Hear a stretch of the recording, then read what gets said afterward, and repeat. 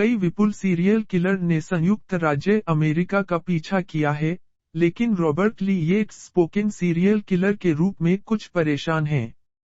कई अन्य जानलेवा येट्स के विपरीत रडार के नीचे उड़ान भरी क्योंकि वह इतना सामान्य लग रहा था। उन्होंने 1990 के दशक में 1 दर्जन से अधिक महिलाओं को मार डाला और 2000 उन्होंने जबरदस्त हत्याएं की, जैसा कि हम सुनते हैं। 1975 में रॉबर्ट येट्स द्वारा किए गए इन अपराधों पर लक्ष्य अभ्यास पेट के लिए आसान नहीं है। उन्हें मौत की कॉल्सनेस और यहां तक कि नेक्रोफिलिया की एक मूड कहानी मिली है। 4/18/2000 के शुरुआती घंटों में Robert Yates 47 I am married father of 5 को जेनिफर जोसेफ 16 की हत्या के आरोप में गिरफ्तार किया गया था। इसके बाद पुलिस ने उसे गिरफ्तार कर जेल भेज दिया।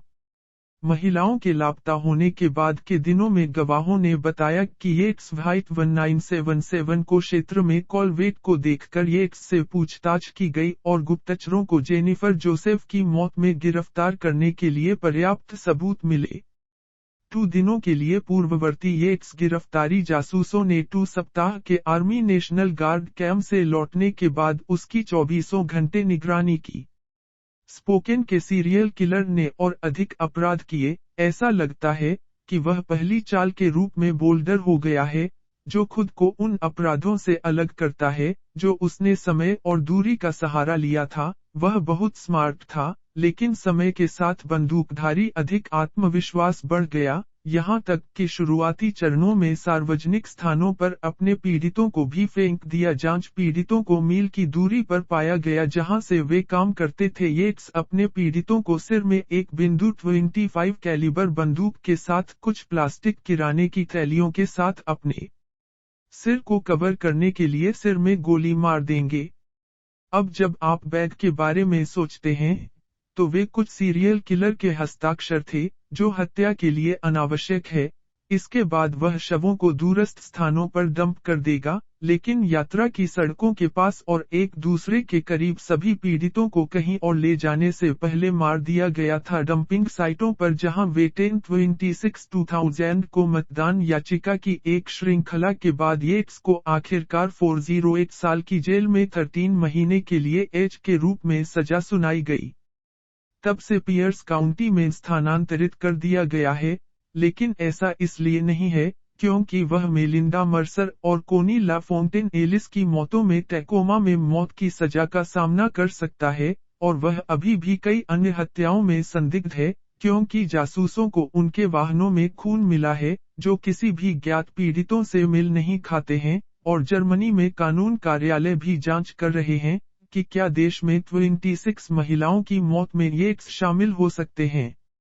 1966 की शुरुआत में जॉर्जिना गेट्स एक 16 वर्षीय लड़की को एक अज्ञात व्यक्ति द्वारा बलात्कार किया गया था, जो स्पष्ट रूप से ठंडा नहीं था, जिसके परिणामस्वरूप येट्स के साथ उसकी गर्भावस्था हुई थी, जो 1967 में पैदा हुई थी। उसके सफल प्रसव के बावजूद जॉर्जिना की मृत्यु हो गई थी, इसलिए येट्स को रक्तस्राव के कारण मृत्यु हो गई थी। एक में सो जाओ डॉग हाउस। एक बच्चे के रूप में वाशिंगटन में बढ़ते हुए, गेट्स को स्कूल में भी धमकाया गया था और उन्हें 2 अलग-अलग स्कूलों से निष्कासित कर दिया गया था। जब वह 15 साल का था, धमकाने से नाराज हो गया और उसने एक किशोर के रूप में मौत के लिए अपनी पीड़ा को मारना समाप्त कर दिया। उसे सजा सुनाई गई थी पैरोल यांक पर रिहा होने से पहले। किशोर पूरे +7 अतिरिक्त वर्षों में जेल में 3 साल एक वयस्क के रूप में एक चेन धूम्रपान करने वाला बन गया और एक अनिर्दिष्ट चौक में एक दिन मजदूर के रूप में काम किया। लगभग 2 दशकों तक रॉबर्ट ने 1970 के दशक की शुरुआत में सेना के हेलीकॉप्टर पायलट के रूप में कार्य किया। कॉलेज से बाहर हो गया और अक्टूबर 1977 में 3 साल से भी कम समय में सेना में शामिल हो गया। येट्स फोर्ट रूकर अल्बामा में फ्लाइट स्कूल में भाग लेने वाले एक वारंट अधिकारी थे। आर्मी एविएशन के घर ने हेलीकॉप्टर पायलटों के पंखों की एक जोड़ी के साथ स्नातक किया और अब वह हेलीकॉप्टर उड़ाने के लिए अधिकृत हैं। उन्होंने ओएच के सैन्य संस्करण में एक बेल जेट रेंजर हेलीकॉप्टर उड़ाया।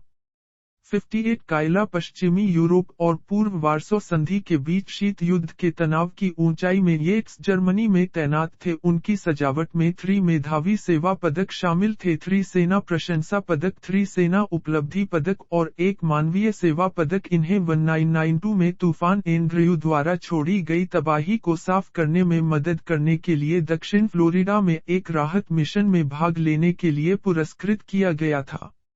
इसके अलावा उन्हें 1993 में सोमालिया में शांति अभियानों में शामिल होने के लिए सशस्त्र बल अभियान पदक 1 से सम्मानित किया गया और 1994 में ऑपरेशन अपहोल्ड डेमोक्रेसी के दौरान हैती में। येट्स हमेशा एक सच्चे पेशेवर थे। स्पष्ट रूप से यह दुख की बात है कि वह यहां से बाहर निकल जाएगा और बिना किसी हथियार के दुश्मन का शिकार करेगा जब वह सेवानिवृत्त हो जाएगा। येट्स ने सर्वोच्च पद के लिए मुख्य वारंट अधिकारी का पद धारण किया था। एक वारंट अधिकारी सेना में रख सकता था, इसलिए 5000 से अधिक घंटे के साथ हेलीकॉप्टरों में उड़ान का समय एक भी दुर्घटना के बिना उसने राक्षस सेना एविएटर का पद हासिल किया था। 18 साल के लिए एक कैरियर सैन्य एविएटर येट्स प्रतिष्ठित 20 साल के निशान तक पहुंचने के करीब था जब सेवा सदस्य सेवानिवृत्ति लाभ के हकदार हैं, CH। इसके बजाय 1996 में सेना से सेवानिवृत्त हुए। वह स्पोकेन के साउथ हिल पर एक बेज 2 स्टोरी रेंचर में बस गए, फिर भी अपने परिवार के साथ एक नागरिक के रूप में फिर से अपनी सेवानिवृत्ति के महीनों के भीतर येट्स कॉकपिट में लौटने की उम्मीद कर रहे थे और चेहरे पर उनका अनुरोध वाशिंगटन आर्मी नेशनल गार्ड द्वारा 1997 में दिया गया था। येट्स हालांकि उड़ान भरने में असमर्थ थे। एक प्रदर्शन मूल्यांकन रिपोर्ट में उल्लेख किया गया है कि एक चिकित्सा देरी के कारण उड़ान भरने में असमर्थता के बावजूद वह समर्पित रहे और अच्छा प्रदर्शन करना जारी रखा। जब मुख्य वारंट अधिकारी गेट्स को जासूसी करने के लिए काम किया गया था, तो देर से गर्मियों में 19977 के बाद से वाशिंगटन राज्य में खोजे गए निकायों की बढ़ती संख्या के आसपास के रहस्य को सुलझाने के लिए काम किया गया था। स्पोकेन 4 में महिलाओं की हत्या कर दी गई थी, जिनमें से वर्ष के अंतिम हफ्तों के दौरान हत्या कर दी गई थी। इस एहसास ने सार्वजनिक अधिकारियों और कानून प्रवर्तन अधिकारियों को चिंतित कर दिया था कि स्पोकेन मायावी हरी नदी हत्यारे के लिए नया हत्या का मैदान बन गया था। कई निकायों को पाए जाने के बावजूद और कई पीड़ितों को वेश्याएं होने के बावजूद केवल बात और अटकलें थीं कि हत्यारे के ऑपरेशन के तरीके में केवल एक उल्लेखनीय अंतर टोल पर अटकलों को खारिज कर दिया गया था। इसलिए कम से कम शुरुआत में यह संभावना थी कि सीरियल किलर कभी-कभी अपनी रणनीति को परेशान करते हैं। कैमरों के बंद होने से पहले निकायों की संख्या 2 गुनी से अधिक होगी और कई और उससे जुड़े होंगे।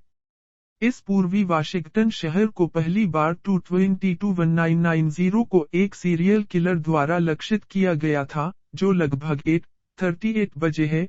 होमिसाइड जासूसों ने स्पोकेन नदी के पास एक तटबंध पर एक युवा काले महिला झूठ बोलने की एक रिपोर्ट का जवाब दिया। शुरू में जासूसों ने देखा कि युवा महिला को सिर में कई बार गोली मार दी गई थी और एक छोटी कैलिबर बंदूक से मारा गया था।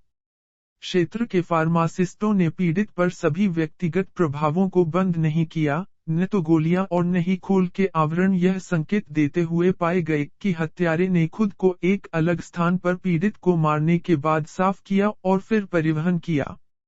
शरीर आपका लैन दिसंबर 26 उसके शरीर की खोज के कुछ विवरण के लिए बंद शिकार के रूप में पहचान की गई है। सार्वजनिक जांचकर्ताओं जल्द ही एसआईपी दवाओं का इस्तेमाल किया और वेश्यावृत्ति गिरफ्तारी का एक इतिहास था कि पता चला बन गया है, तो वे एक मौखिक गुदा और योनि झाड़ू था के रूप में शव परीक्षा के दौरान एक बाल नमूना। जबकि वे अपना काम कर रहे हैं, एक और शरीर 1 महीने बाद थोड़ा बदल गया। शरीर सुबह 6 बजे के तुरंत बाद सड़क में पाया गया था।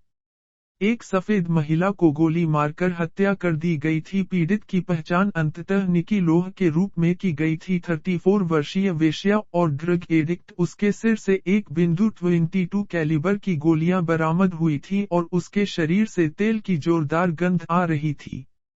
भले ही जासूस आपके ऋणदाता एंजेड निकी की हत्याओं की जांच कर रहे हों, हमें विश्वास है कि दोनों महिलाओं की हत्या एक ही हत्यारे द्वारा की गई थी। अगले 7 हफ्तों में जांच में थोड़ी प्रगति हुई थी और कोई अन्य शव या तो जांचकर्ताओं को यह सोचकर नहीं मिला कि हत्यारा चला गया था या नहीं किसी अन्य क्षेत्र में, या सौभाग्य से वे 515-1990 को बहुत लंबे समय तक अंधेरे में नहीं छोड़े गए थे। शेरिफ विभाग को ट्रेंच पाइन्स क्षेत्र में स्पोकेन नदी के किनारों के पास पाए गए एक शरीर के बारे में एक रिपोर्ट मिली थी।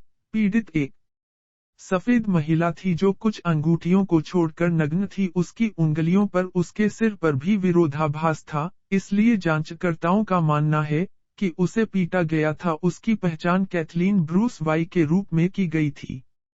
38 कैथलीन को भी उसके सिर से गोलियां बरामद हुई थी और फाइबर पर हाथ जैसे निशान राज्य अपराध प्रयोगशाला में भेजे गए थे। 3 महिलाएं एक ही शव परीक्षा परिणाम और सभी को वेश्यावृत्ति से संबंधित माना जाता है, इसलिए जांचकर्ताओं ने अब तक कोई गिरावट नहीं की है कि वे सीरियल किलर से निपट रहे हैं, क्योंकि कई चीजें छिपी हुई थीं। उन्हें पता नहीं है कि वह कब या कहां हड़ताल करेगा, तब तक वे हत्यारे की पहचान करने के लिए बंद करना चाहते हैं, और सभी को एहसास हुआ कि वह ठंड होने से पहले अपने जागने में बहुत सारे शरीर छोड़ सकता है।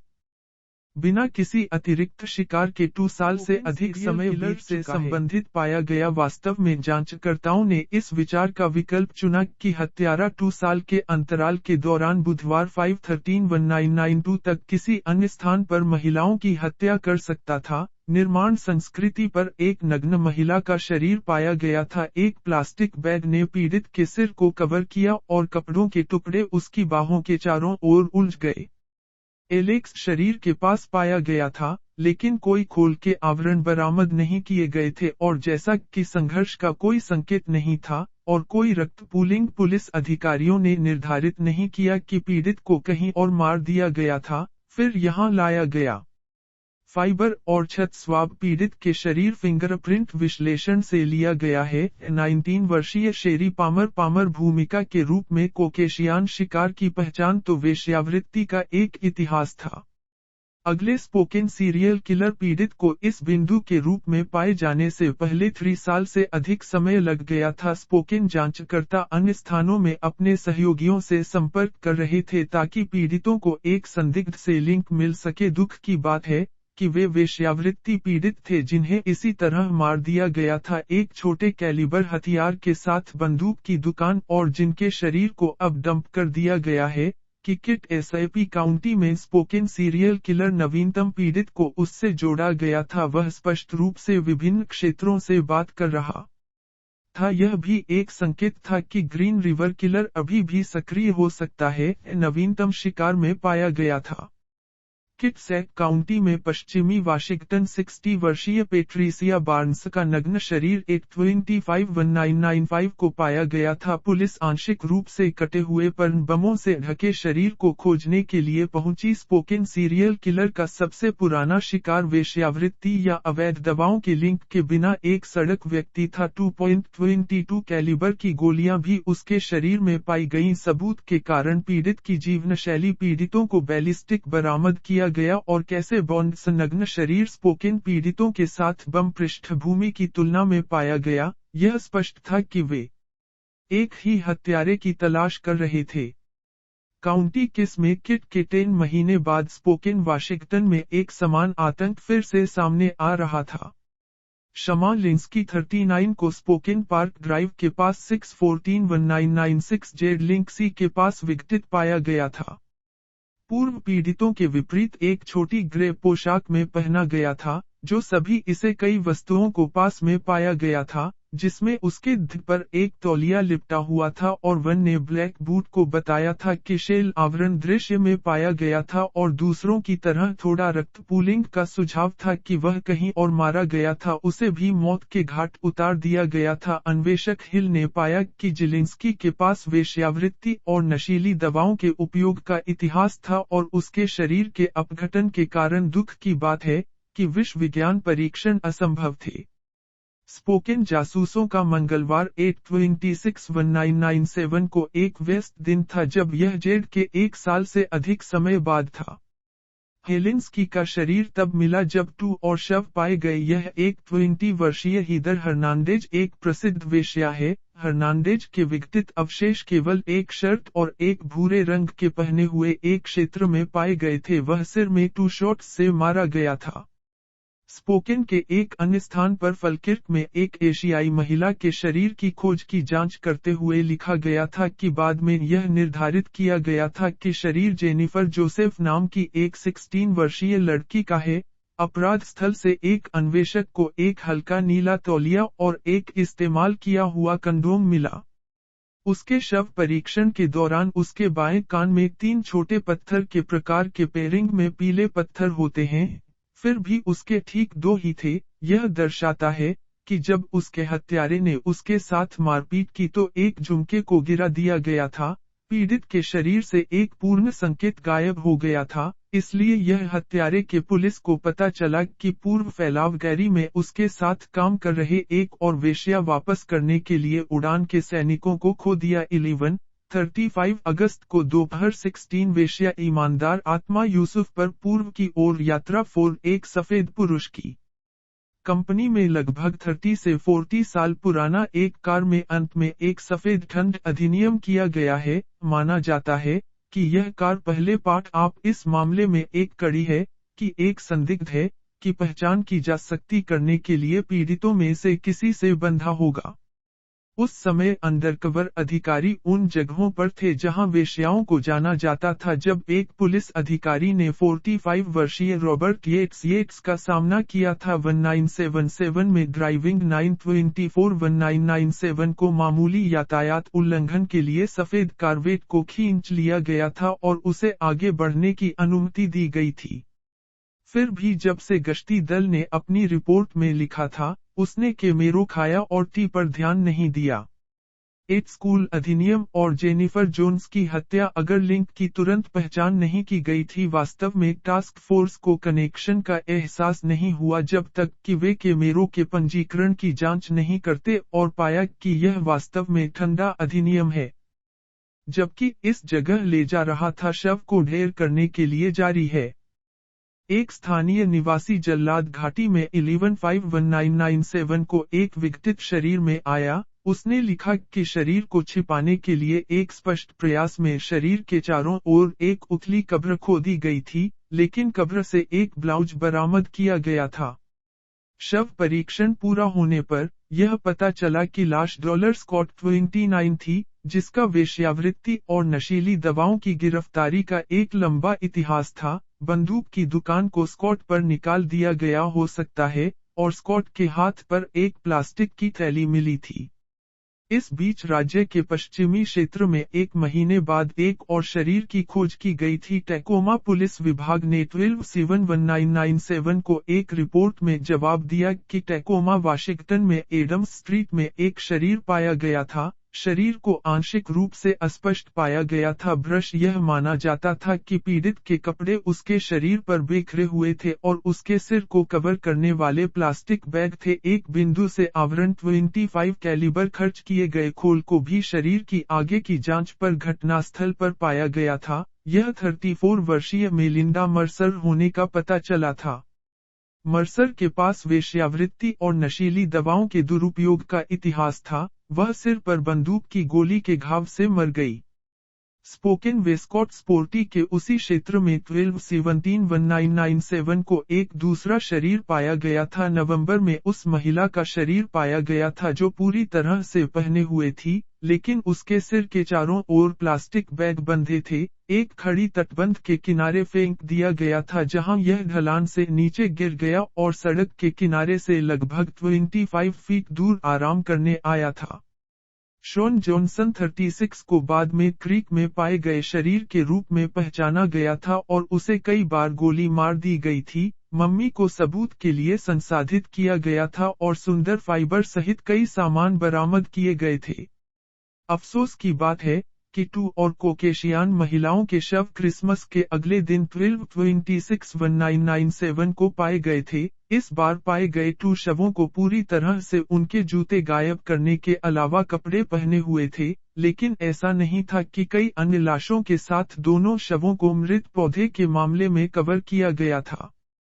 2 पीड़ितों की पहचान लॉरा वेसन 31 और सीन मैकक्लानन 39 से जुड़े हो सकते हैं, लेकिन फिर भी अनसुलझे हैं। अब निक्की और कैथी के मामलों के बारे में एकत्र किए गए सबूतों ने दृढ़ता से संकेत दिया कि 2 मामले वास्तव में कम और कुरकुरा की हत्याओं में इस्तेमाल किए गए एक ही हथियार से संबंधित थे, जबकि सबसे अधिक संभावना एक हाथ बंदूक थी। और जब अपराध प्रयोगशाला ने पेट्रिसिया के मामले में बैलिस्टिक सबूतों की जांच की तो यह पाया गया कि मांसपेशियों और हड्डियों से गुजरने के बाद उसके शरीर में गोलियां बहुत बुरी तरह से क्षतिग्रस्त हो गई थीं। यह भी फैसला किया गया था कि जिलिंस्की मामले से आग्नेयास्त्र सबूत अन्य पीड़ितों से बरामद बुलेट टुकड़ों की तुलना में पर्याप्त नहीं थे। यह निर्धारित किया गया था कि लिंस्की को एक अर्धस्वचालित पिस्तौल के साथ झटका लगा था और जिलिंस्की आईएस बॉडी से बरामद गोलियों का निर्माण मैकटेक नामक एक ब्रांड द्वारा किया गया था जिसकी इलिनोइस के भीतर सीमित उपलब्धता थी। ऐसा प्रतीत होता है कि हर्नांडेज वेसन में आग्नेयास्त्रों के साक्ष्य बांध सकते हैं।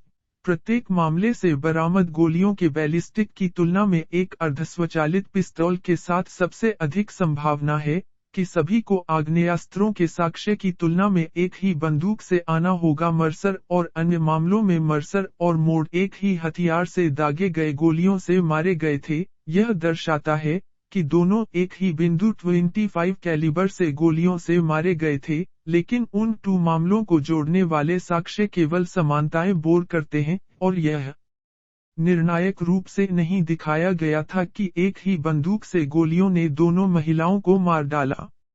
स्कॉट जॉनसन वेसन मैकक्लानन मर्सर टर्निंग और रोस्टर के कार्यालयों और गुहाओं में मानव शुक्राणु पाए गए और शव परीक्षण के दौरान माविन से बरामद कंडोम शुक्राणु के डीएनए साक्ष्य ने एक ही व्यक्ति की ओर इशारा किया। शीर्ष पर प्रत्येक पीड़ित को अपनी मृत्यु के समय कुछ पैसे होने चाहिए थे क्योंकि वेश्याओं को आमतौर पर अग्रिम भुगतान किया जाता है, इसलिए ऐसा प्रतीत होता है कि उन्हें हत्याओं से पहले या बाद में लूट लिया गया था क्योंकि वे कुछ समय से कर रहे थे। Spoken serial killer task force 1 महीने से भी कम समय में 11-10-1998 को संख्या में बाहर था क्योंकि कोनी को राज्य पुलिस के दूसरी तरफ मार दिया गया था। यह पता था कि वह फिर से मारा जाने से पहले केवल समय की बात थी। वास्तव में यह 1:28 बजे था। पहली बार क्रेस्टलाइन अधिकारियों ने एक आदमी को एक चांदी 1995 होंडा सिविक ड्राइविंग करने और एक ज्ञात वेश्या जेनिफर रॉबिन्सन को लेने के लिए देखा था। यह दूसरी मुठभेड़ थी जो टास्क फोर्स ने रॉबर्ट येट्स के साथ अपनी जांच के दौरान येट्स ने पुलिस अधिकारी को बताया था जेनिफर के पिता द्वारा जेनिफर को खोजने और उसे घर लाने के लिए निर्देश दिया गया था। जैसा कि रॉबिन्सन ने स्वीकार किया कि येट्स बहुत कम थे, वह ऐसा कर सकता था कि समय पर गिरफ्तार करने में असमर्थ होने के कारण अधिकारी ने एक फील्ड रिपोर्ट ली जो उस समय टास्क फोर्स तक पहुंच गई जब रॉबिन्सन को एहसास नहीं हुआ कि वह कितनी भाग्यशाली है। टास्क फोर्स जासूसों को 8-1998 को रिपोर्ट के बारे में पता चला क्योंकि 1999 के पास वेश्या हत्याओं की जांच रिपोर्ट में कहा गया था कि क्रिस्टीन स्मिथ 30 को लूट लिया गया था और पूर्वी ब्रॉडवे स्मिथ पर वेश्या के रूप में काम करते हुए हमला किया गया था। पुलिस को बताया कि उसे उठाया जा रहा था नारंगी बाहरी पेंट के साथ एक काले 70 के दशक के मॉडल वैन के साथ डेटिंग एक लकड़ी के फ्रेम बिस्तर के साथ एक गद्दे के साथ डॉक्टर ब्राउन विनाइल सीटों के साथ पीछे बैठे थे।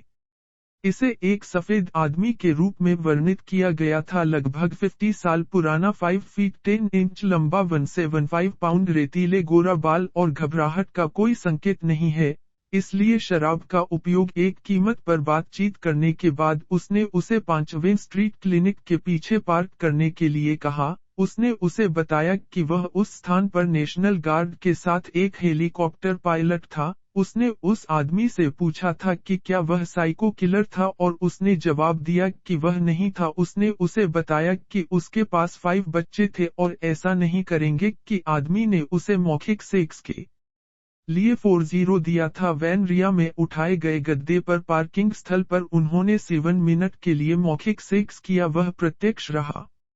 संपूर्ण समय उसने कहा कि 7 मिनट के बाद उसने उसे सिर पर मारा। वह लगभग चेतना खो गई, फिर वह पीछे की ओर गिर गई। आदमी ने उसे अपने पैसे वापस करने के लिए कहा। वह स्लाइडिंग साइड दरवाजे पर हैंडल नहीं ढूंढ सका। उसने वैन के लिए अपना रास्ता बनाना शुरू कर दिया। उस समय के दौरान महिला ने अपने सिर से गहराई से खून बह रहा था। इसे आगे की सीट क्षेत्र में और यात्री दरवाजे से बाहर करने का प्रबंधन किया क्योंकि स्मिथ अपने जीवन के लिए भाग गया। वह इसे पास के पुनर्वास केंद्र में बनाने में कामयाब रही, जहां उसे एक सुरक्षा गार्ड से मदद मिली और जैसे ही उसने छोड़ा, उसने पुलिस से संपर्क किया और विस्तार से बताया कि उसने क्या किया उसके साथ हुआ था। क्योंकि जांच दिन प्रतिदिन और महीने दर महीने आगे बढ़ी, टास्क फोर्स के जासूस अधिक से अधिक आश्वस्त हो गए कि येट्स अपराध के लिए जिम्मेदार व्यक्ति था। वह उन संदिग्धों के सामान्य विवरण को फिट करता है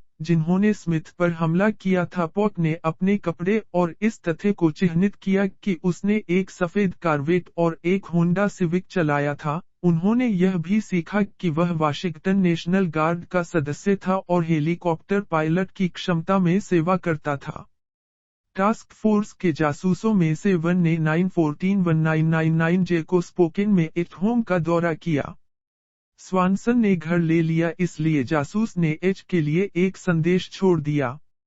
जितनी जल्दी हो सके संपर्क करने के लिए येट्स ने अनुपालन किया और उनसे संपर्क किया। फिर होटल की लॉबी में मिलने के लिए व्यवस्था की गई। जासूसों ने येल्त्सिन को बधाई दी, उन्हें पूछताछ कक्ष में लाया। उन्होंने उन्हें सूचित किया कि उनका नाम धारावाहिक हत्या की जांच के साथ सामने आया था। उन्हें उस बिंदु पर संदिग्ध नहीं माना गया था, लेकिन उन्हें किसी भी प्रश्न का उत्तर नहीं देना था और वह किसी भी समय छोड़ने के लिए स्वतंत्र थे। येट्स ने सहमति व्यक्त की कि वह स्थिति को समझ गए हैं।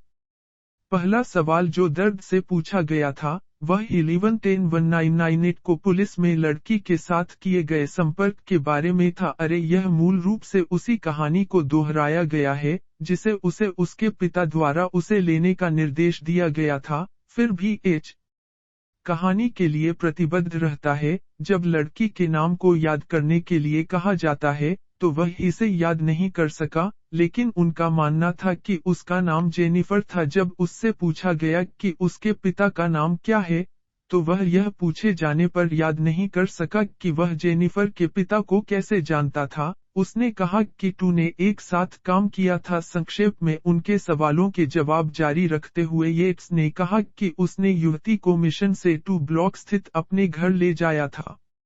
जासूसों ने डीएच को बताया कि उन्हें विश्वास नहीं था कि उनकी कहानी वेश्यावृत्ति, दवाओं और अन्य छोटे अपराधों के स्पष्ट रूप से कार्य करती है। उनकी पूछताछ के लिए महत्वपूर्ण नहीं है। यदि वह विषयों में भर्ती हुए तो उन्हें किसी भी परिणाम का सामना नहीं करना पड़ेगा। जांचकर्ताओं ने उन्हें यह भी याद दिलाया कि उनकी जांच की प्रेरणा हत्याओं के बारे में थी। मैं उनसे झूठ नहीं बोल रहा हूँ, केवल संदेह पैदा करेगा कि उन्होंने जोर देकर कहा कि वह सच कह रहा था जब उन्होंने बताया कि वह जेनिफर के पिता से संपर्क कर सकते हैं और उनकी कहानी की जांच कर सकते हैं। जैसा कि वह काम पर लौट आया, स्पोकेन में ईस्ट रिवरसाइड के साथ गश्त कर सकता था। उसके पास पूर्व नामक व्हाइट का स्वामित्व था, लेकिन 8 के आसपास किसी भी अन्य वाहन के बारे में पूछे जाने पर उसने एक दोस्त को बेच दिया। उसने कहा कि वह एक चांदी 1985 होंडा सिविक का मालिक है। उसने कहा कि उसके पास काम के साथ वाहनों तक पहुंच थी, लेकिन उन्हें संयम से चलाया और उन्हें कभी घर नहीं ले गया। इसके बाद उन्होंने पूछा कि क्या वह वेश्याओं के संपर्क में थे। उन्होंने कहा कि वह स्पोकेन में किसी भी वेश्याओं के साथ शामिल नहीं थे। फिर भी जर्मनी में सेवा करते हुए उन्होंने हाँ जासूसों को किराए पर लिया और उन्हें अपने रक्त के नमूने प्रदान करने के लिए कहा ताकि वह एक संदिग्ध के रूप में खुद को खत्म कर सके। अपनी पत्नी के साथ बात करने के बाद वह इमारत छोड़ने के बाद उन्हें अपने फैसले के साथ बुलाएगा। उन्होंने कहा कि वह अनुरोधित रक्त नमूना प्रदान से संपर्क किया गया था येट्स के दिन टास्क फोर्स से जासूसों के साथ मुलाकात की क्योंकि उसने जांचकर्ताओं को बताया कि उसे गेट्स और पुलिस की घटना याद है। उसने समझाया कि वह और येट्स उसके लिए मौखिक सेक्स करने के लिए सहमत हुए थे 20 जैसे ही पुलिस ने उन्हें रोका, उसने डीएचएस को निर्देश दिया कि वह उन्हें अपने पिता के बारे में कहानी बताए, जो उसने कहा कि सच नहीं था कि उसके पिता स्पोकेन में नहीं रहते थे और उन्होंने कभी भी एट के साथ काम नहीं किया था। टीएच स्लाइड निर्धारित करने के बाद उन्हें जासूसों ने उन्हें हत्याओं में एक और भी मजबूत संदिग्ध माना। यह उस दोस्त से संपर्क करने का फैसला किया गया था जिसे वह एच सफेद कार्वेट को वर्तमान कार्वेट टोन में बेच दिया था। उसने कहा कि उसने इसे 1998 में दर्द से खरीदा है। HM कॉल जो 1994 और 1998 के बीच है। नए मालिक से पूछताछ के दौरान येट्स ने कहा कि उसने उसे बताया था कि उसने विपक्ष कपिटी वर्ष पहले 8 को बदल दिया था, इसलिए 2 साल के लिए कार्वेट जिसके दौरान इसे 2 बार बदल दिया गया था यह असामान्य था जब तक कि वाहन की खोज के दौरान कॉम्पैक्ट क्षतिग्रस्त या दाग नहीं था। वाहन में कई स्थानों से कई फाइबर नमूने लिए गए थे। जे बेटे कई वाहनों जबकि गश्ती दल में एक मध्य 80 के दशक मॉडल फोर्ड पिकअप 4x4 सहित रोजगार और परिवार गेट्स वैन प्राप्त 2 से 3 महीने क्रिस्टीन स्मिथ जो में भाग निकले के साथ अपने मुठभेड़ से पहले 1998 क्रिस्टीन एक ही वैन ड्राइविंग के रूप में उसके हमलावर वर्णित टास्क फोर्स के जासूसों के साथ अपने साक्षात्कार के दौरान येट्स इन वाहनों में से किसी एक का उल्लेख करने में विफल रहते हैं। एक टास्क फोर्स के जांचकर्ताओं को 4/5/2000 को पता चला कि जेनिफर जोसेफ की हत्या की जांच के दौरान बरामद किए गए तंतुओं को कॉल से बरामद किया गया था। टास्क फोर्स का मानना है कि जोसेफ की हत्या के बारे में अतिरिक्त सबूत ठंडे तथ्य के अंदर पाए जा सकते हैं, इसलिए इसने फर्श बोर्ड के यात्री पक्ष पर आगे के परीक्षण के लिए वाहन को जब्त कर लिया। उन्होंने एक सफेद बटन नोट किया और उन्हें सीट बेल्ट बक्सुआ और डिटेक्शन डिवाइस मिला।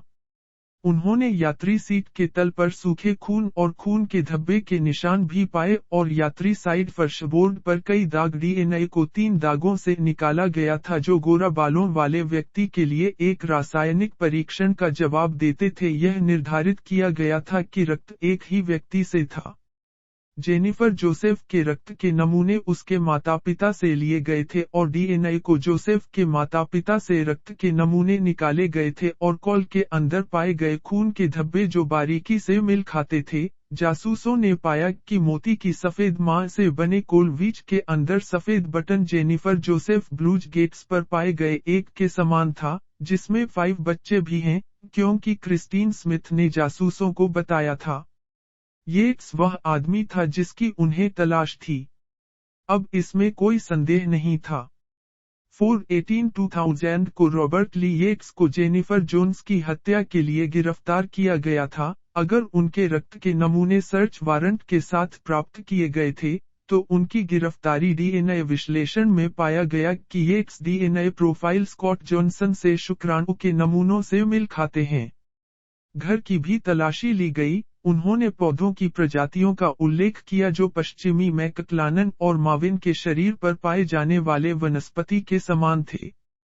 कुछ आराम करने और समाचार में उसकी तस्वीर देखने के बाद स्मिथ ने टास्क फोर्स के जासूसों से फिर से संपर्क किया और कहा कि यह सीएच जो कथित तौर पर उसे स्मिथ पर हमला जासूस वह हाल ही में एक वाहन दुर्घटना एक्स में निरंतर चोटों के लिए वाशिंगटन मेडिकल सेंटर विश्वविद्यालय में इलाज किया गया था बताया।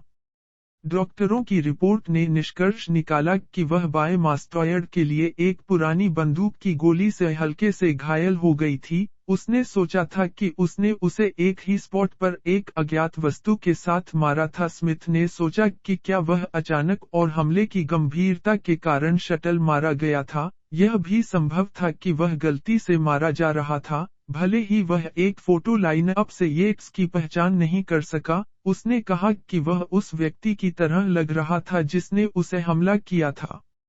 आपके द्वारा कुछ बाकी जासूसों को खोजने और कई वाहनों को जब्त करने के बाद, यह पहले से स्वामित्व में है।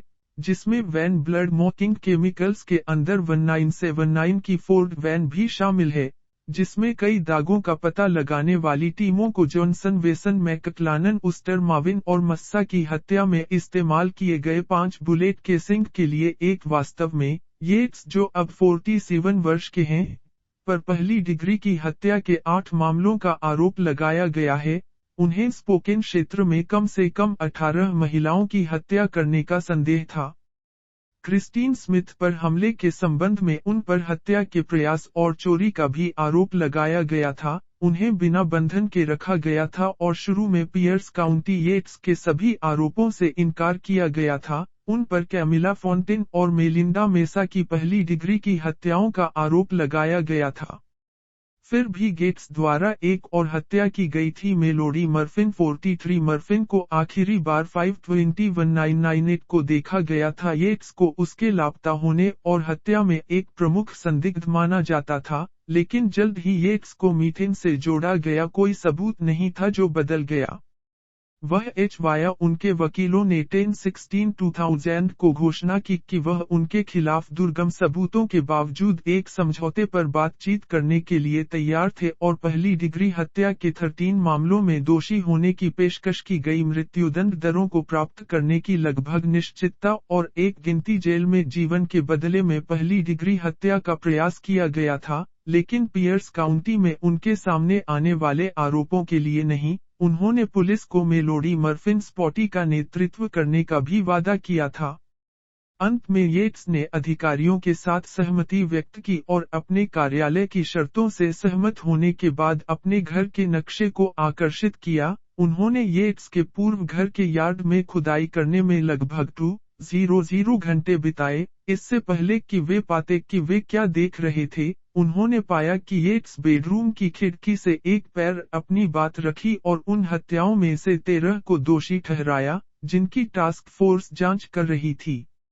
अभियोग के लिए अग्रणी हफ्तों में यह दावा किया गया है कि उसने उन अपराधों के लिए पछतावा महसूस किया जो उसने किया था, जबकि हिसिंग और अध्यक्षता करते हुए कोर्ट रूम भर दिया। उसने निम्नलिखित टिप्पणी की, मैंने आपके प्रियजनों की करुणा और कोमलता को दूर कर दिया है और दुहक और कड़वाहट को छोड़ दिया है। मैंने अपने अपराध और शर्म को दूर करने में मदद करने के लिए भगवान की ओर रुख किया है। मैं प्रार्थना करता हूं कि वह आपके दर्द को शांति से बदल देगा। अंत में येट्स को अमेरिकी इतिहास में सबसे खराब हत्या में से एक के लिए 408 साल जेल की सजा सुनाई गई थी।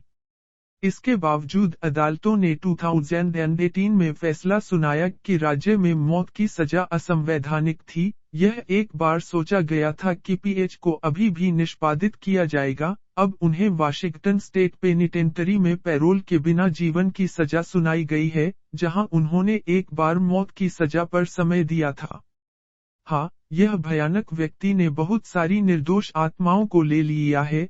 मैं उनके द्वारा किए गए असीम गलत विकल्पों से पूरी तरह वाकिफ हूँ, लेकिन यह उसे एक युवा लड़की की मां को लेने और उसे अपने यार्ड में दफनाने की अनुमति नहीं देता है। उसी समय उसका परिवार उसके चारों ओर घूमता है। 2.5 साल के लिए मां यह सिर्फ बुराई है। आदमी दिन के उजाले को देखने के लायक नहीं है, इसलिए परिवार को फिर से अपने जीवन के बाकी हिस्सों के लिए उसे जेल में प्रताड़ित किया जाना चाहिए। वहां सावधान रहना देखने के लिए धन्यवाद।